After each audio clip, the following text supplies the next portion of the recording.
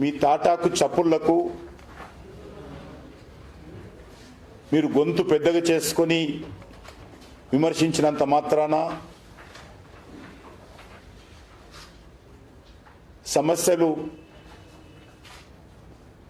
సమస్య పోవు అనే విషయాన్ని మనం చేస్తా ఉన్నాను. ప్రధానంగా వారు చెప్పారు, ఈ యొక్క ధాన్యం సేకరణకు సంబంధించి విషయం చెప్పడం జరిగింది. నేను ఒకసారి ధాన్యం సేకరణ విషయంలో నరేంద్ర మోడీ గారి ప్రభుత్వం అధికారంలోకి వచ్చిన తర్వాత ఏ రకంగా మేము ధాన్యం సేకరణ చేస్తున్నామో మేము ముఖ్యమంత్రి గారికి చెప్పాల్సిన అవసరం లేదు, వారికి తెలుసు. కానీ మేము తెలంగాణ ప్రజలకు, రైతులకు మనవి చేయాలనుకుంటున్నాను. 2014లో 2014లో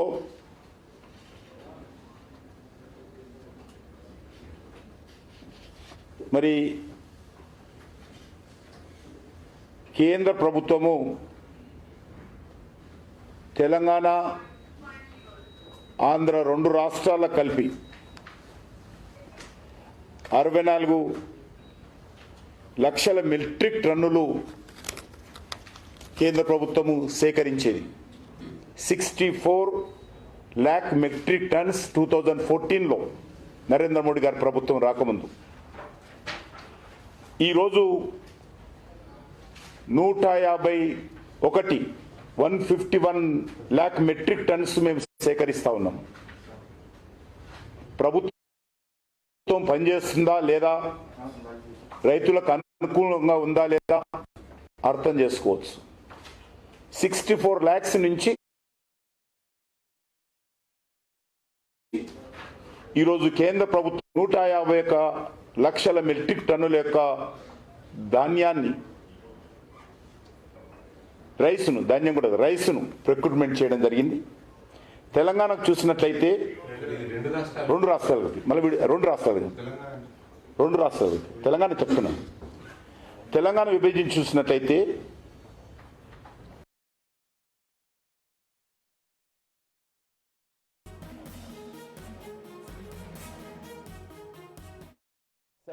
August 2021 నాడు కేంద్రానికి సంబంధించినటువంటి ఫుడ్ సప్లై అండ్ సివిల్ సప్లైకి సంబంధించినటువంటి సెక్రటరీల యొక్క సమావేశము 17th August నాడు జరిగింది. అందులో కేంద్రం కానీ రాష్ట్రం కానీ ఒక అంగీకారానికి వచ్చారు. 40 లక్షల మెట్రిక్ టన్నుల వరి ధాన్యాన్ని సేకరించాలని నిర్ణయం తీసుకున్నారు.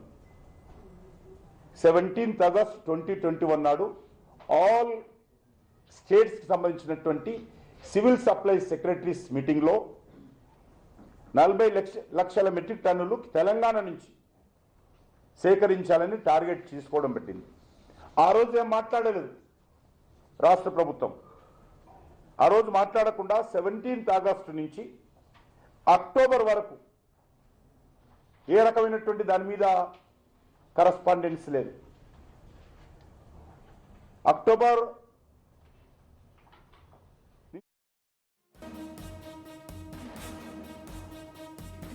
108 లక్షల మెట్రిక్ టన్నులు అంటే 40 మెట్రిక్ టన్నుల కోసం ఆగస్టు సెప్టెంబర్ నాడు టార్గెట్ పెట్టుకున్నాం.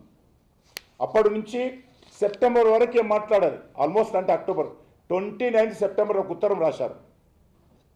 ఏమని, మా ప్రొడక్షను 108 లక్షల మెట్రిక్ టన్నులు తెలంగాణలో వస్తుంది, అది కూడా ఐ సర్వే కంటి చూపుతో అంచనా వేశామని చెప్పారు. సైంటిఫిక్గా లేదు, అది కూడా కంటి చూపుతో సర్వే చేశాము కాబట్టి మా ప్రొడక్షను 108 లక్షల మెట్రిక్ టన్నులు ఉంటుందని చెప్పడం జరిగింది. అదేవిధంగా ముఖ్యమంత్రి గారు ఇంకో ఉత్తరం రాశారు, అది నా దగ్గర కాపీ ఉంది. దాంట్లో 90 లక్షల మెట్రిక్ టన్నులు ఉంటుందని చెప్పి రాశారు ఆయన. అంటే 3 రకాలుగా, ఫస్ట్ అగ్రిమెంట్ అయింది 40 లక్షల మెట్రిక్ టన్నులు, తర్వాత సెప్టెంబర్ 29th రాష్ట్ర ప్రభుత్వం రాసిన ఉత్తరము 108 లక్షల మెట్రిక్ టన్నులు, ముఖ్యమంత్రి గారు రాసింది 90 లక్షల మెట్రిక్ టన్నులు.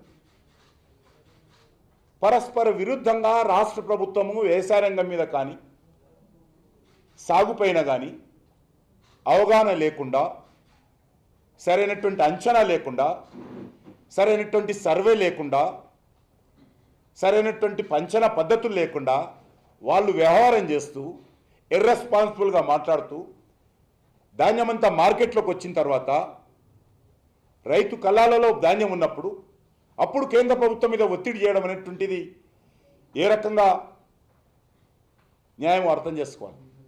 అయినాక కూడా మనం చేస్తూ ఉన్నాం. ప్రతి సంవత్సరం కూడా కొనుగోలు చేస్తుంది కేంద్ర ప్రభుత్వమే. ఇన్ని రోజులు ఏం చెప్పారు? కేంద్ర ప్రభుత్వం పట్టించుకోవడం లేదు, కేంద్ర ప్రభుత్వం ధాన్యం కొనుగోలు చేయడం లేదని అన్ని రోజులుగా చెప్తున్నారు. కానీ ప్రతి సంవత్సరం కూడా కొనుగోలు చేస్తుంది కేంద్ర ప్రభుత్వమే, ప్రతి సంవత్సరం కూడా ఖర్చు పెడుతుంది కేంద్ర ప్రభుత్వమే, ప్రతి సంవత్సరం కూడా డబ్బులు స్పెండ్ చేస్తుంది. ఎక్కడ నుంచి అంటే 3,404 కోట్ల నుంచి 26,641 కోట్ల వరకు తెలంగాణ మీద ఖర్చు పెడతా ఉంటే కనీసము తెలంగాణ రైతుల కోసం ఖర్చు పెడుతున్నాం, కేసీఆర్ కోసం ఖర్చు పెట్టడం లేదు, కేసీఆర్ కుటుంబం సభ్యుల యొక్క మెప్పు కోసమే ఖర్చు పెట్టడం లేదు. This is our responsibility. కేంద్ర ప్రభుత్వం బాధ్యత ఉన్నది కాబట్టి, కేంద్ర ప్రభుత్వం రెస్పాన్సిబిలిటీ ఉన్నది కాబట్టి మేము ఈ డబ్బును ఖర్చు పెట్టి బియ్యాన్ని సేకరణ చేస్తూ ఉంటే ఈయన మెప్పు కోసమో వీళ్ళ పార్టీ మెప్పు కోసమో కావాల్సింది కాదు. రైతుల మెప్పు కోసం, రైతులకు న్యాయం చేయాలి, ఆ బాధ్యత మా మీద ఉన్నది కాబట్టి మేము చేస్తూ ఉంటే వీళ్ళు ఇర్రెస్పాన్సిబుల్గా వ్యవహరిస్తూ, ఇర్రెస్పాన్సిబుల్గా మాట్లాడుతూ ఈరోజు ఈ రకంగా వ్యవహారం చేస్తూ ఉన్నారు. ఇది ఏ మాత్రం సమంజసం కాదు అనే విషయాన్ని నేను ఈ సందర్భంగా మనవి చేస్తూ ఉన్నాను. అదేవిధంగా వీళ్ళు ఏం చెప్పారు? 108 లక్షలకు పెంచి తీసుకోవాలంటే గత సంవత్సరము ఎంత ఉంది? గత సంవత్సరానికి ఈ సంవత్సరానికి ఒకేసారి ఎంత పెంచారు? లాస్ట్ ఇయర్ 94 ఉంటుంది. ఈ సంవత్సరం వచ్చేసరికి దాన్ని 108 అంటున్నారు. అంతకుముందు అగ్రిమెంటు 40 లక్షల యొక్క మెట్రిక్ టన్నులకి. అదేవిధంగా 2 నెలల తర్వాత ధాన్యం సేకరణ లక్ష్యాన్ని కేంద్రం నిర్దేశించుకున్న తర్వాత దీన్ని పెంచాలని చెప్పి కేంద్ర ప్రభుత్వము ఉత్తర్వులు రాయడం జరిగింది. అదేవిధంగా ఈరోజు మనం చేస్తూ ఉన్నాం, రాష్ట్ర ప్రభుత్వము సర్వే అంటే ఎక్కడి నుంచి బియ్యం ఎంత సరఫరా అవుతుంది వాళ్ళకు అవగాహన లేదు, ఎంత బియ్యం ఉత్పత్తి అవుతుందో రాష్ట్ర ప్రభుత్వానికి అవగాహన లేకుండా ఈరోజు వ్యవహారం చేస్తూ ఉన్నారు. ఒక ఉత్తరానికి ఇంకొక ఉత్తరానికి సంబంధం లేకుండా రాశారు. వాళ్ళు చెప్పారు అనేక సార్లు ఉత్తరాలలో కూడా, మేము టెక్నాలజీ పెంచుకుంటాము, టెక్నాలజీ పెంచుకొని ఈ యొక్క బియ్యం సేకరణ చేస్తామని వాళ్ళు చెప్పడం జరిగింది. కానీ అది కూడా ఇంతవరకు పూర్తి స్థాయిలో అమలు జరగడం లేదు. ఒకటే మనవి చేస్తా ఉన్నాను, ఇప్పటికి కూడా మీరు రా రైస్ ఏదైతే ఉంటుందో అంటే రా బియ్యం బాయిల్డ్ కాకుండా కేంద్రం కొనుగోలు చేస్తుంది. ఏ రకమైనటువంటి అభ్యంతరం లేదు. దశల వారీగా కొనుగోలు చేస్తాం. ప్రొక్యూర్మెంట్ కోసం కానీ లేక ప్రిజర్వేషన్ గోడౌన్స్ కోసం కానీ అవైలబిలిటీని బట్టి తప్పకుండా అన్ని రకాలుగా కొనుగోలు చేస్తాం. ఇది రైతులను తప్పుదారి పట్టించేటువంటి ప్రయత్నం. వీళ్ళే ఐకేపీ సెంటర్స్ పెట్టొద్దన్నారు. ప్రొక్యూర్మెంట్ ఐకేపీ సెంటర్ దగ్గర చేయమని చెప్పారు. మొన్న హుజూరాబాద్ ఎన్నికల సందర్భంగా ఐకేపీ సెంటర్స్ని కొనుగోలు చేయాలని చెప్పి అక్కడ మహిళలందరూ తిరుగుబాటు చేస్తే ఎన్నికలను దృష్టిలో పెట్టుకుని ఐకేపీ సెంటర్ దగ్గర ద్వారానే కొనుగోలు చేస్తామని చెప్పారు. మాట మారుస్తున్నది మీరు రాజకీయాల కోసము. సరైనటువంటి అవగాహన లేకుండా వ్యవహారం చేస్తూ ఉన్నారు. ఎంత సాగవుతుంది, ఎంత ప్రొడక్షన్ అవుతుంది ప్రభుత్వం దగ్గర ఏ రకమైనటువంటి ఇన్ఫర్మేషన్ లేదు. అదేవిధంగా ఈరోజు అనేక ఇతర విషయాలు కూడా ముఖ్యమంత్రి గారు పదే పదే అందులో మాట్లాడేటువంటి ప్రయత్నం చేశారు ప్రెస్ కాన్ఫరెన్స్లో. పెట్రోల్ విషయంలో కూడా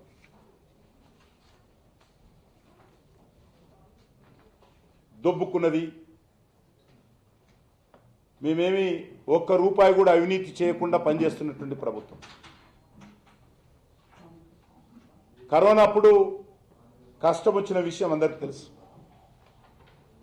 రాష్ట్రాలకు, కేంద్రానికి, ప్రపంచమంతా కూడా కష్టం వచ్చింది. అంతర్జాతీయ మార్కెట్లో ధరలు పెరగడం లేదన్నాడు.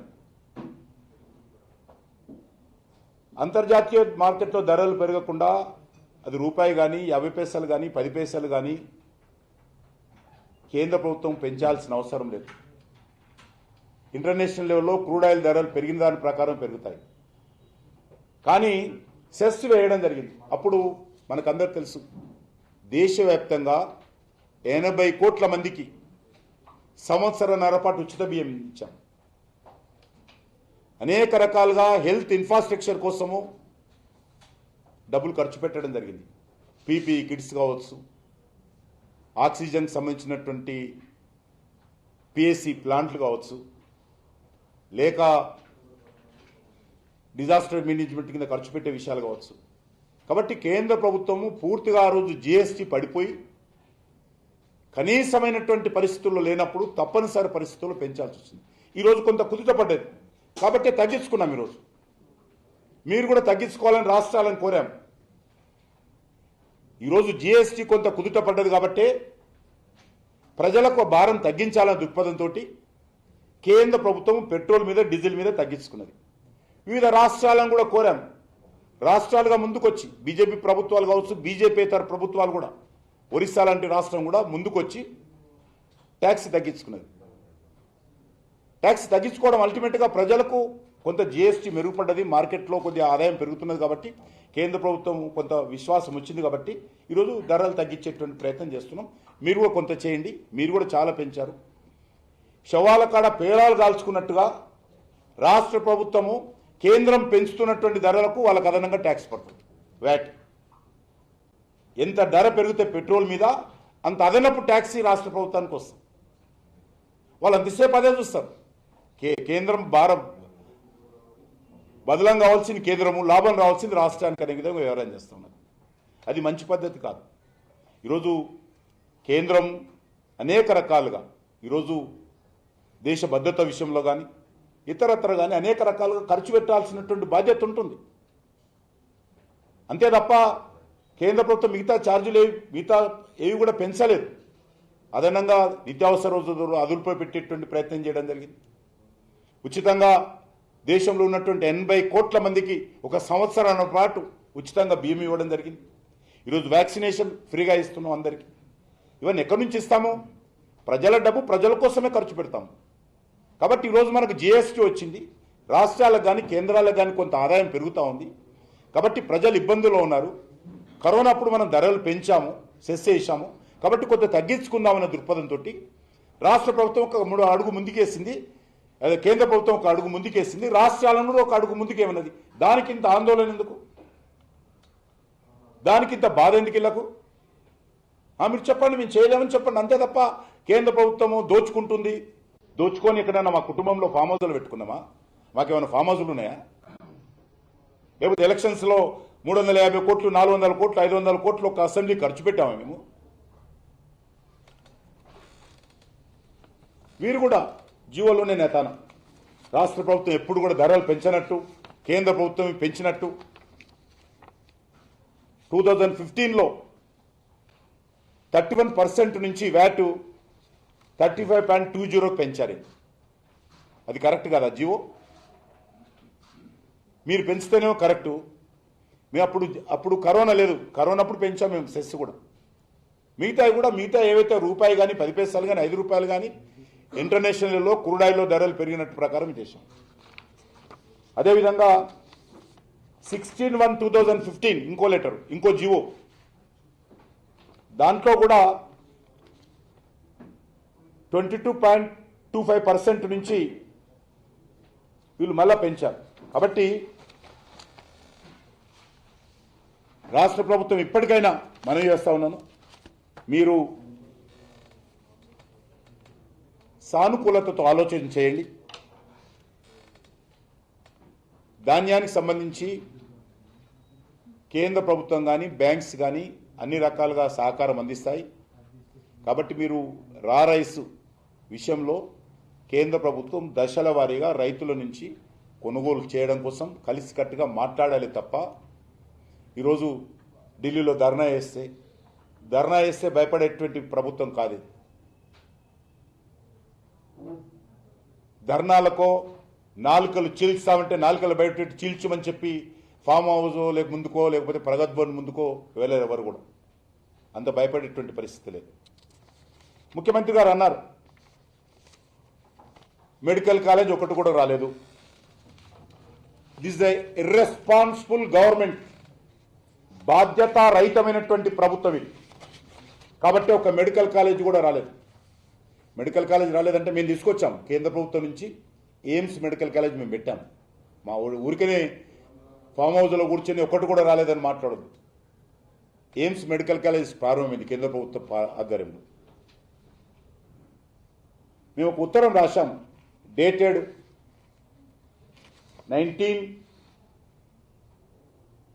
2019లో ఆగస్టు 30 తారీఖున ఒక ఉత్తరం రాశాం. This a letter copy. ఈ కాపీ అందరి రాష్ట్ర ప్రభుత్వాలకు పంపించండి. అందరు రాష్ట్ర ప్రభుత్వాలకు centrally sponsored scheme for establishment of new medical colleges attached with existing district referral hospitals or in any institute with facilities of postgraduate medical education. phase 3 అప్పటికి phase 1 రాశాము, phase 2 రాశాము, phase 3 రాశాము. ఈ స్కీము 2016 నుంచి 2020 వరకు ఈ స్కీమ్ ఉండింది. Medical కాలేజీల స్కీమ్ రాష్ట్ర ప్రభుత్వం రాశాము. ప్రొఫార్మతో ఎట్లా అప్లై చేసుకోవాలా, ఏమేమి ఉండాలా, దాని రూల్స్ రెగ్యులేషన్స్ సెట్ అన్ని రాష్ట్రాలకు పంపించాం. ఫస్ట్ ఫేజ్లో వాళ్ళు ఏం పెట్టుకోలేదు. ఈ ఉత్తరం రాసిన తర్వాత 30th ఆగస్ట్ తర్వాత కూడా ఒక్కదాని కూడా, ఎందుకంటే ఇది 60-40 రేషియో, అంటే 60% కేంద్ర ప్రభుత్వం పెట్టుకుంటుంది, 40% రాష్ట్ర ప్రభుత్వం పెట్టుకోవాలి. కాబట్టి ఎక్కడ పెట్టుకోవాల్సి వస్తుందని ఒకసారి రెస్పాన్స్ రాలేదు.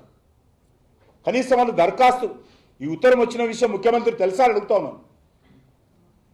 ఈ ఉత్తరం వచ్చిన విషయం ముఖ్యమంత్రికి తెలుసా? ముఖ్యమంత్రి గారు ఎంక్వైరీ చేశారా? కొన్ని ముఖ్యమంత్రి గారు అయినా హెల్త్ మినిస్టర్తో మాట్లాడా మెడికల్ కాలేజీల విషయం ఎప్పుడైనా? ఈ కేంద్ర మంత్రితో అయినా మాట్లాడా? మాట్లాడకుండా మెడికల్ కాలేజ్ రావంటే అన్ని రాష్ట్రాలకు ఎక్కడైతే ఏ జిల్లాలలో అయితే మెడికల్ కాలేజెస్ లేవో అక్కడ మెడికల్ కాలేజెస్ పెట్టుకోండి అని చెప్పి రాష్ట్ర ప్రభుత్వము I am directed to refer to the subject mentioned above and to say the Ministry of Health and Family Welfare has launched phase 3, phase 2 is 1 second phase 3 of the above centrally sponsored scheme for establishment of 75 new medical colleges for or institutes with the facilities of for postgraduate medical education in district where there is no medical college at the cost of rupees 325 crore per college. This cost will be shared in the ratio of the 90-10 northeastern states. There is a constitution obligation, and special category states and other states 60-40 remaining states. The guidelines of the scheme for medical colleges to establish it under the phase 3 enclosed. You are requested to identify the district referral hospital fulfilling the prescribed criteria as per the guidelines of the scheme in your state and send proposal along with the detailed project reports for consideration of this ministry as the earliest. దీనికి ఏమైనా ఉత్తరం రాశారని అడుగుతాం.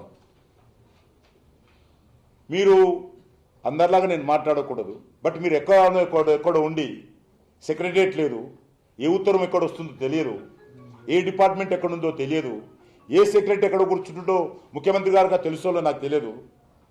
కనీసం ముఖ్యమంత్రి గారు తెలుసా ఏ department ఎడ కూర్చుంటున్నారు, ఏ భవన్లో కూర్చుంటున్నారు, ఏ కార్పొరేషన్ ఏడుంది, ఏ సెక్రటరీ ఎక్కడ కూర్చుంటుండో తెలియదు.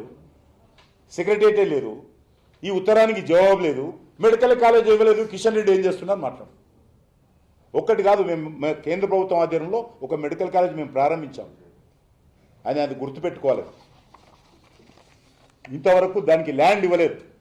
ఆ ఎయిమ్స్ మెడికల్ కాలేజ్ బీబీనగర్ కూడా బిల్డింగ్ ఇంకా పూర్తి స్థాయిలో హ్యాండ్ ఓవర్ చేయలేదు, ఏదో నడిపిస్తున్నాం.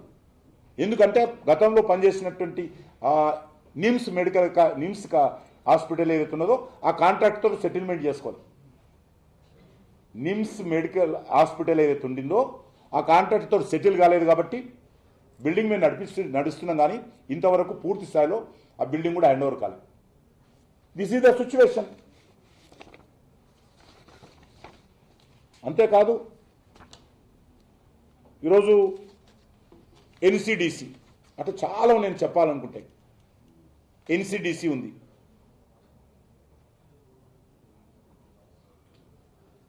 అంటువ్యాధుల పరిశోధన కేంద్రం, దానికి ల్యాండ్ కావాలని 3 ఎకరాలు కావాలని 2 రోజుల నుంచి అడుగుతున్నాం, ఇంతవరకు ఇవ్వడం లేదు.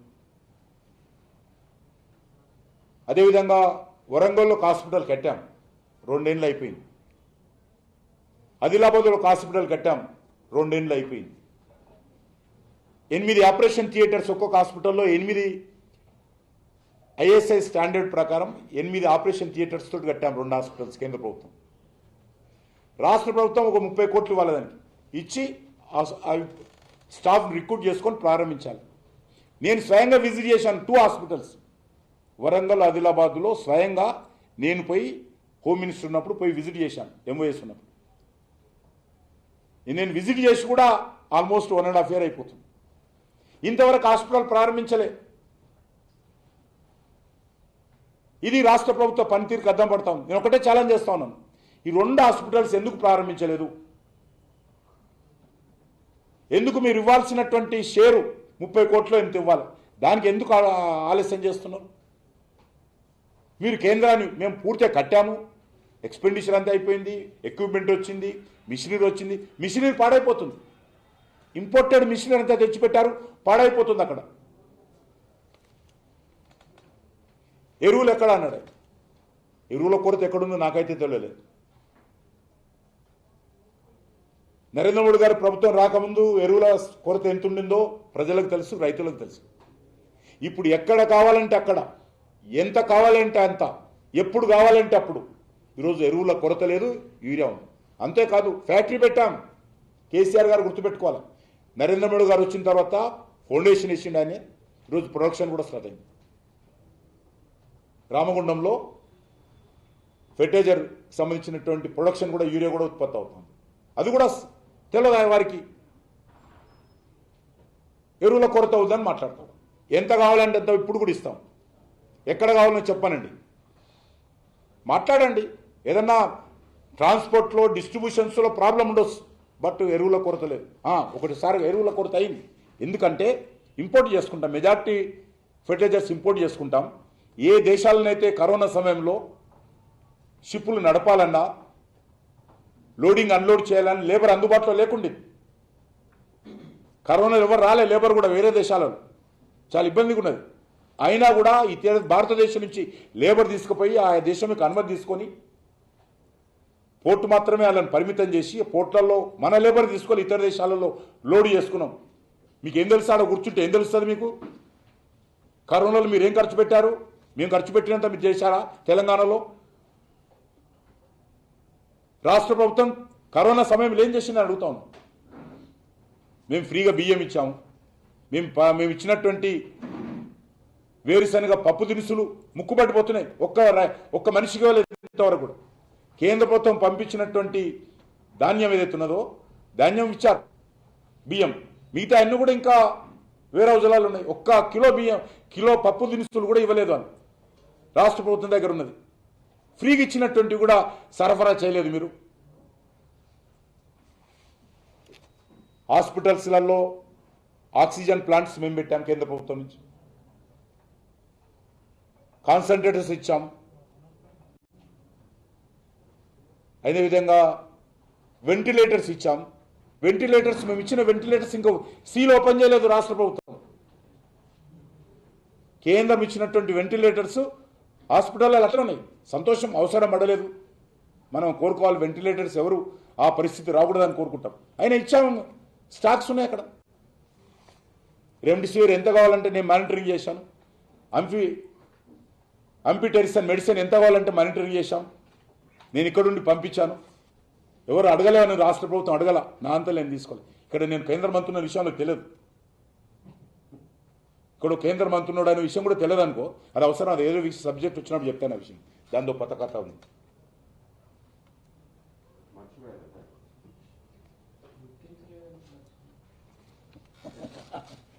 అవమానం కదా, నేను మంత్రి అంటే చెప్పుకోవడానికి అవమానం.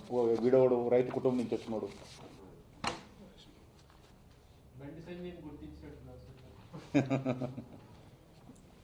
తిట్టడానికి తిడతారు, తిట్టడానికి నన్ను కూడా తిడతారు. అదే విషయం, నేను భయపడను. ముఖ్యమంత్రి గారు ప్రెస్ కాన్ఫరెన్స్లో మాట్లాడుతూ ఇష్టం ఉన్నటాలు మాట్లాడుతున్నారు. భాష ఎవరు ప్రారంభించారు? మరి మీరు తిడుతున్నప్పుడైనా భాష మీ కంట్రోల్లో ఉందా? కనీసం ఇప్పుడైనా వాళ్ళు ఆ రకంగా మాట్లాడుతున్నారు, మీరు నారికెళ్ళి చీరేస్తామన్నారు కదా మీరు, అప్పుడైనా కనీస భాష, మంచి భాష మాట్లాడాలి కదా, ఆదర్శంగా ఉండాలి కదా. ఒక ముఖ్యమంత్రి స్థానంలో ఉన్నటువంటి వ్యక్తి ముఖ్యమంత్రి స్థాయిని తగ్గించే విధంగా మాట్లాడకూడదు కదా.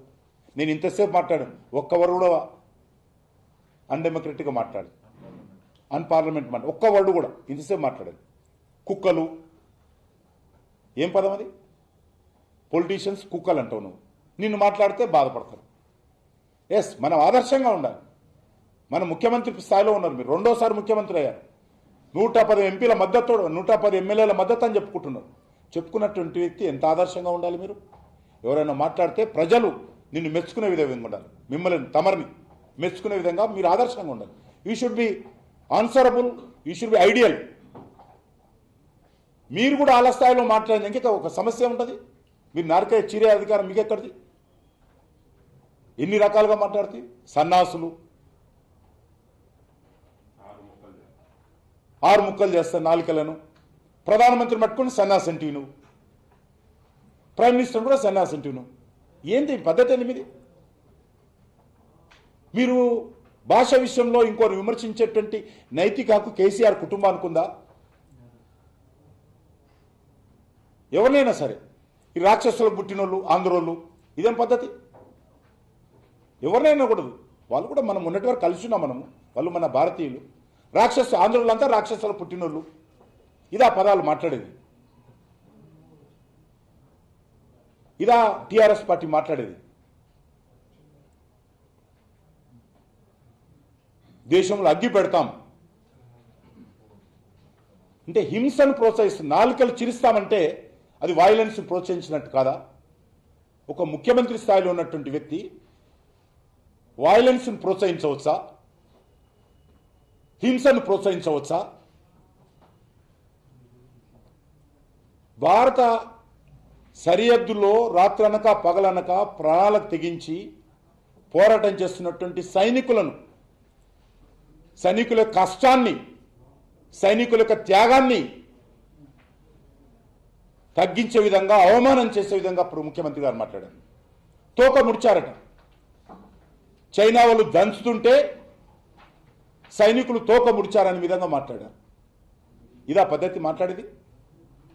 ఒక ముఖ్యమంత్రి స్థాయిలో ఉన్నటువంటి వ్యక్తి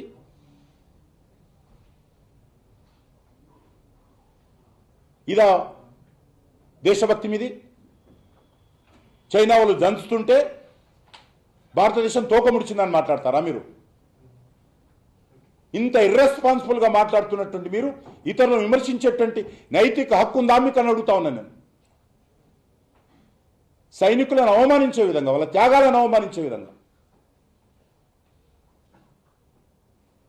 మొత్తం వ్యవస్థను అవమానించే విధంగా, దేశ ఇంటిగ్రిటీని అవమానించే విధంగా డబ్బులు కొట్టేయడమట. కేంద్ర ప్రభుత్వం డబ్బులు కొట్టేసిందంట. కొట్టేసేదేనంటే మీరు కొట్టేస్తారే తప్ప నరేంద్ర మోడీ గారు కొట్టేయరు. గంగా నదిలో శవాలు తేలాయట. మనకు తెలుసు తెలంగాణలో ఏం చేశారో మీరు. స్టాండర్డ్ ఇన్స్ట్రక్షన్ 6-5 సంవత్సరం నెలల తరబడి మాట్లాడారే మీరు. మీ ఏ ఆఫీసర్ అని చెప్తాడు కదా, రోజు గాంధీ హాస్పిటల్కి వెళ్ళిన ఎక్కడ వెళ్ళినా మాకు తెలియదు ఆ లెక్కలు, మేము ఉంటాం అక్కడ. బట్ ఒక రెస్పాన్సిబిలిటీగా ఉన్నాం కాబట్టి మనం మరీ బరి తెగించి వివరించకూడదనే ఉద్దేశంతో మేము ఊరుకున్నాం. అప్పుడు కూడా అప్పుడు మీరు ఏం చేశారు, ఏ రకంగా తప్పుడు లెక్కలు చూపించారో తెలియదా? అందరికీ తెలుసు. హుజూరాబాద్లో టీఆర్ఎస్ పార్టీ యొక్క ఘోర పరాజయాన్ని ఏదైతే జరిగిందో దాని నుంచి ప్రజల దృష్టి మళ్లించడం కోసం ముఖ్యమంత్రి గారు ఒక పథకం ప్రకారం ఈరోజు ఈ రకంగా మాట్లాడుతూ ఉన్నారు.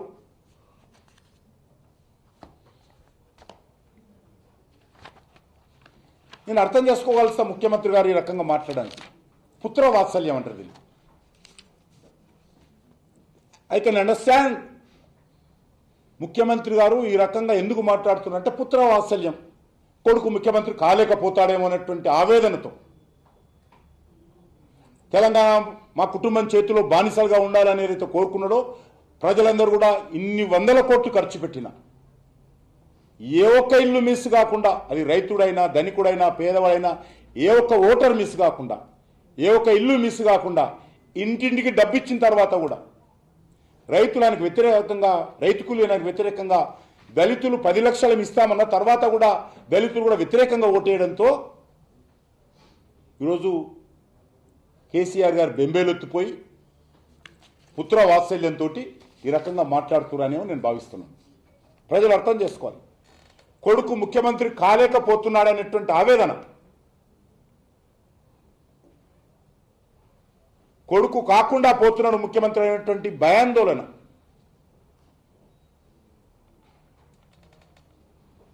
ఈ ఆక్రోశం అని చెప్పి నేను భావిస్తాను. ఆక్రోశం వ్యక్తం చేస్తాను.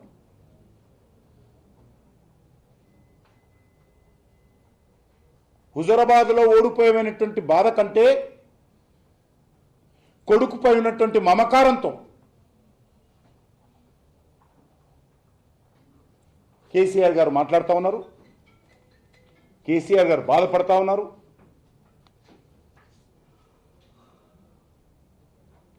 కాబట్టి ప్రజలను కోరుతా ఉన్నాను, అర్థం చేసుకోవాలి. కేసీఆర్ బాధను కూడా అర్థం చేసుకొని సానుభూతితో ఉండాలి. మనం అంతకంటే ఎక్కువేం చేయలేము. సానుభూతి వ్యక్తం చేయడం తప్ప ఏమీ చేయలేము కేసీఆర్ కుటుంబానికి.